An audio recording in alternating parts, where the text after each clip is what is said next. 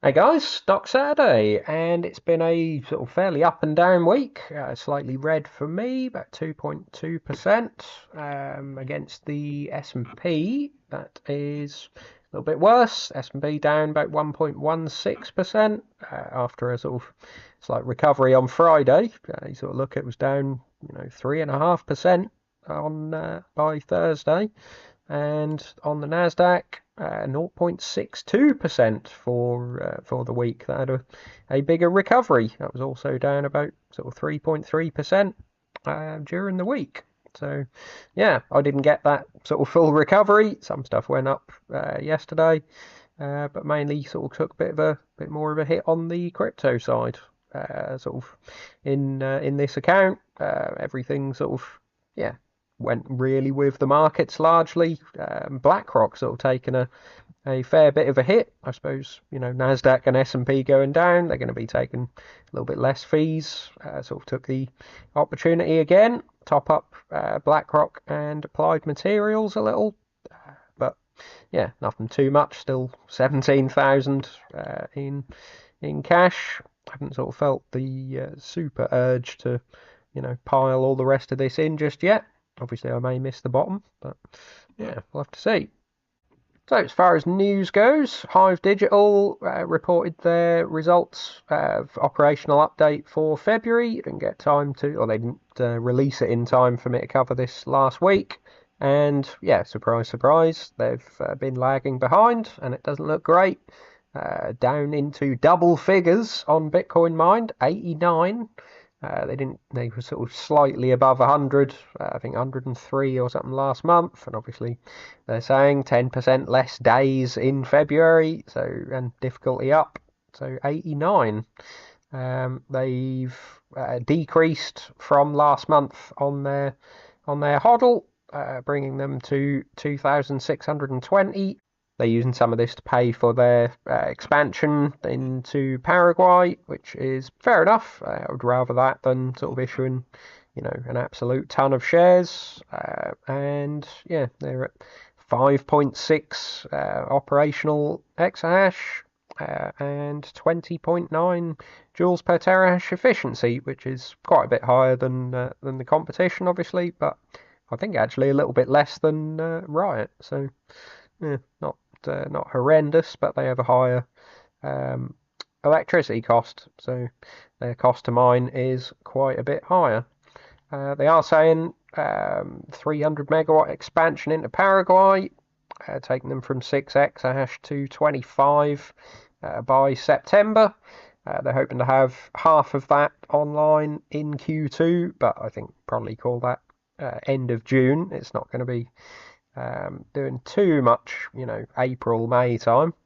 And yeah, they're saying hopefully 18 exahash and 18 joules per terahash by sort of June the 30th, and then the remainder sort of in the following quarter. So not too bad, but I wish that was sort of a bit sooner, of course. And the high performance computing GPU side is now doing 13 million in annualized revenue. They're on track to reach 20 million by Q2. I mean, they were saying 100 million sort of not so long ago. That seems a sort of a stretch goal now, I guess. And a lovely photograph of the Paraguay site. So it's slow going. I don't think the market is sort of giving them much love for this, expansion late into what is probably late into the bear market, the bull market. Sort of 25 exahash by September.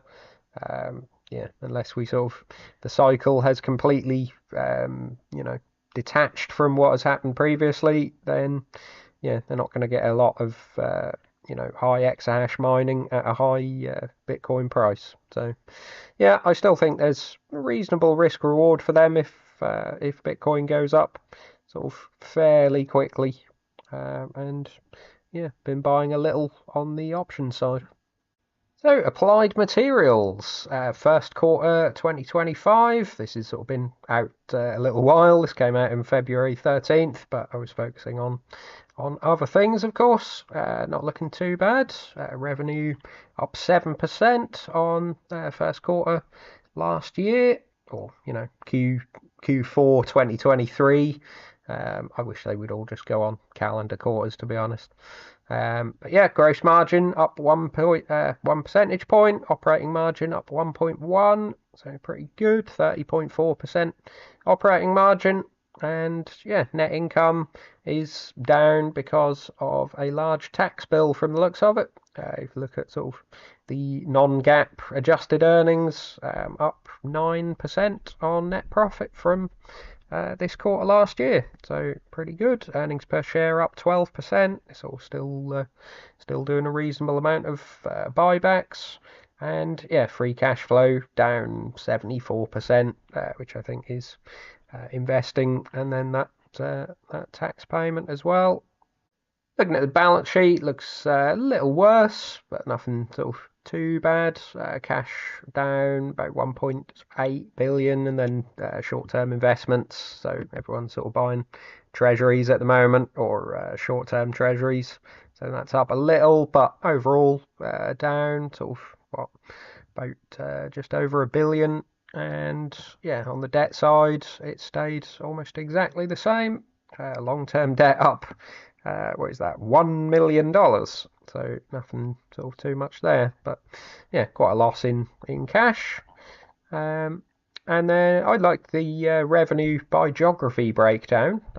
Obviously, this might have been better sort of for the full year rather than rather than 1 quarter. I guess that changes from quarter to quarter, but yeah, some fairly sort of significant changes from last year. China down from 45% of revenue down to 31%, and sort of other countries sort of largely picking up the slack there. Taiwan 17%, Korea 23%, up from 18%.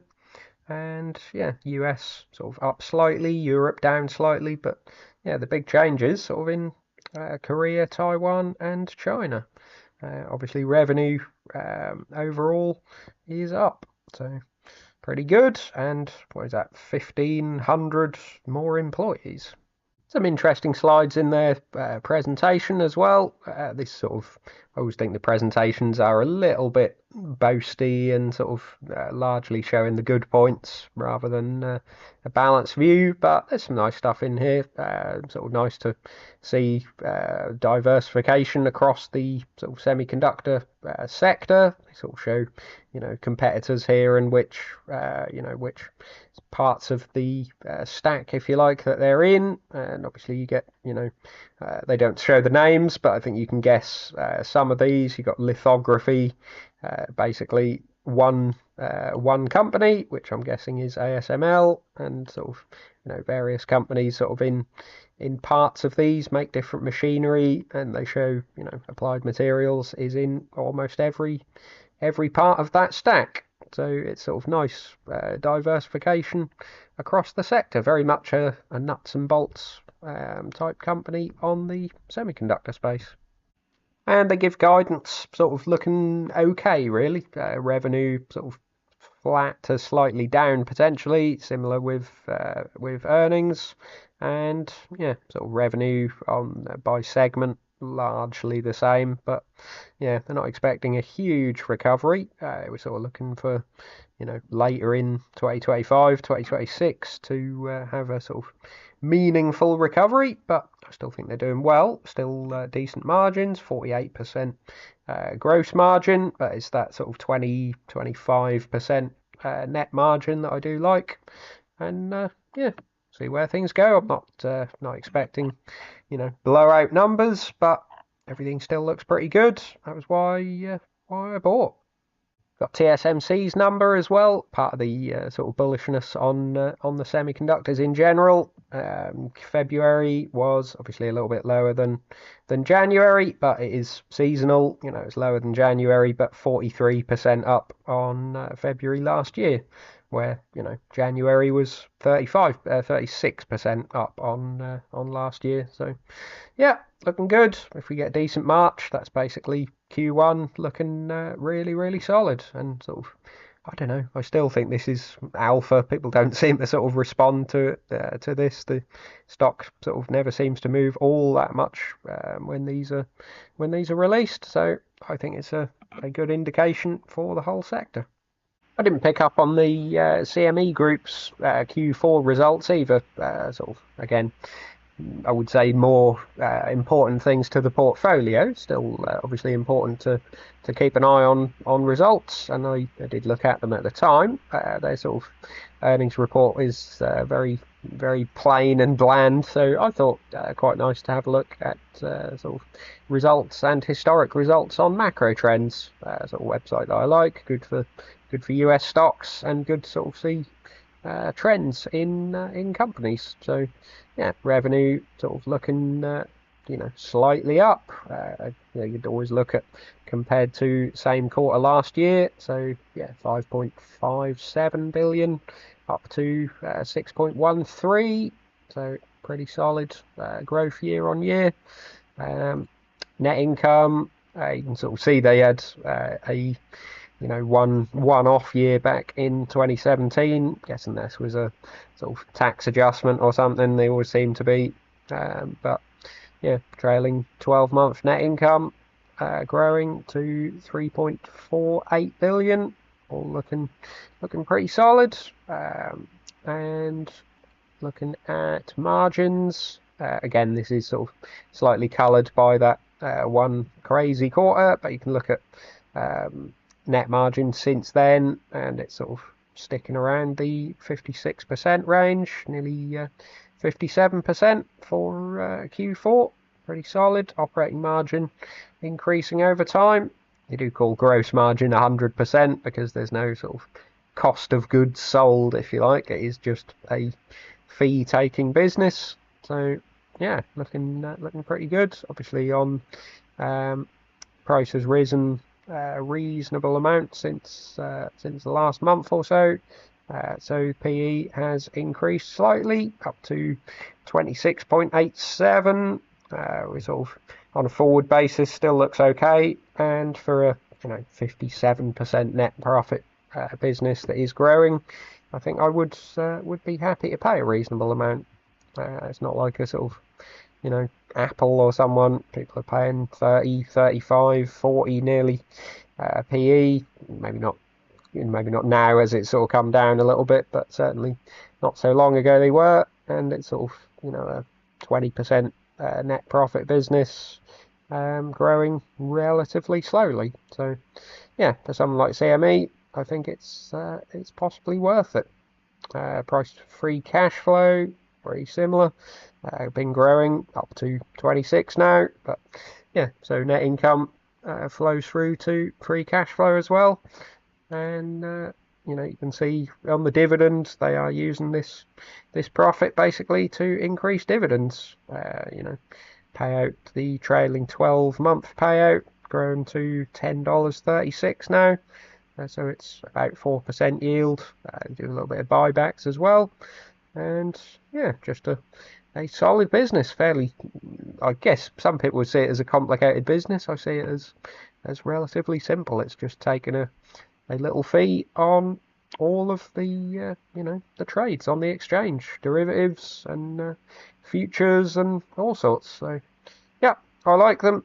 Haven't bought any sort of recently, but we'll see what the crypto and gold gains potentially bring, and could be putting a reasonable amount into them. So economic news for the week. There's never really much on sort of Mondays, even Tuesdays. You got the jobs report from the US looking a little bit stronger than expected. Shortage of labour, I suppose. Wednesday, you got the US CPI figures, which were sort of lower than expected across the board. That seemed to jolt everything back into a little bit more positivity, although Thursday was still red. But yeah, core CPI 3.1% year on year, and headline at 2.8, both sort of down 0.2% from previous. They were both 0.2% on the month, and it was all lower than expected. Jobs numbers as well, all sort of looking pretty solid. We're not getting this ramp up in unemployment that everyone seemed to be expecting. UK figures came out on Friday, looked quite appalling. You know, GDP for January negative, and sort of monthly GDP at 0.2%. So yeah, you'd probably call that stagflation. You know, if not closing in on a recession. It's, you know, up slightly from last report at 0.1%, but yeah, manufacturing down, industrial production down a long way. So yeah, it's not looking great. That was all the news, really. So as I say, crypto sort of taken a little bit of a hit in the portfolio. CleanSpark sort of still under $8. Kerr Mining sort of coming back slightly. Riot Platforms really struggling. Obviously their growth has stalled. Equinox at 674, looking pretty good. Fresnillo as well at £9.17. He's looking really solid. Gold and silver. Gold broke $3,000 very briefly on the futures, has sort of come slightly below that, but yeah, silver looking really good as well. At sort of couple of year highs now. I don't think it got above $34 at all. So yeah, Fresnillo looking really good, 27% up now. And yeah, not a lot of change in the rest, except Hive obviously looking very, very poor. Interactive Brokers side, KGHM looking fairly solid as well. Copper sort of closing in on $5 potentially, and obviously the silver side helps them as well. So yeah, back up to 17% in the green. Don't really think this is, you know, those gains are really being reflected in the stock. I think it could do well, you know, even from here, but we'll see. Pan American up to 25.78. I'm sort of still monitoring them and comparing them to Equinox, whether I want to potentially make that switch, but there's been nothing sort of changing in either of the two, so it stays where it is. And yeah, on the option side, this is where sort of the bulk of the loss has come, largely in the crypto side. Riot down quite a bit, Hive down quite a bit. So yeah, these are huge losses now. 65% or 64% and 74% down. We really need sort of crypto to do well going into sort of Q2 and Q3 to push these up. Himax dropped a reasonable amount as well. I think just sort of with the rest of the market having a bit of a knock. That sort of needs some TSMC or Nvidia news to juice it up again. You know, the other side of the business isn't really doing what the current share price reflects. It is, you know, looking forward to this new silicon photonics deal. So I think that needs some more news, but yeah, still optimistic on that. Equinox come back into slight profit. Still think they're going to do really well. To increase my position in herein quite a bit. I think it was at 15 contracts on that, and I'm now at 100, slightly in profit, and similarly on my small CleanSpark position. I think these are the more efficient miners, certainly than Riot and Hive, but I haven't sort of felt the need to switch Riot or Hive into these others. I think I'll just you know, see how they go. Riot have got their potential AI deal, sort of similar to Core Scientific. Obviously, things don't look super positive on AI at the moment, but I still think there's potential for that deal. So yeah, we'll see. And a little bit of cash left, under 5,000 now. I do have some more to add to this if opportunities look good, but yeah, the option side is struggling. 10,000 in the red now. Obviously, I have had some realised gains and losses here that aren't in this, but yeah, current positions are 10,000 in the red. So yeah, we'll see where things go. I'm optimistic for the next few months still, and yeah, let me know your thoughts in the comments below, how you guys are doing, and like and subscribe. See you soon.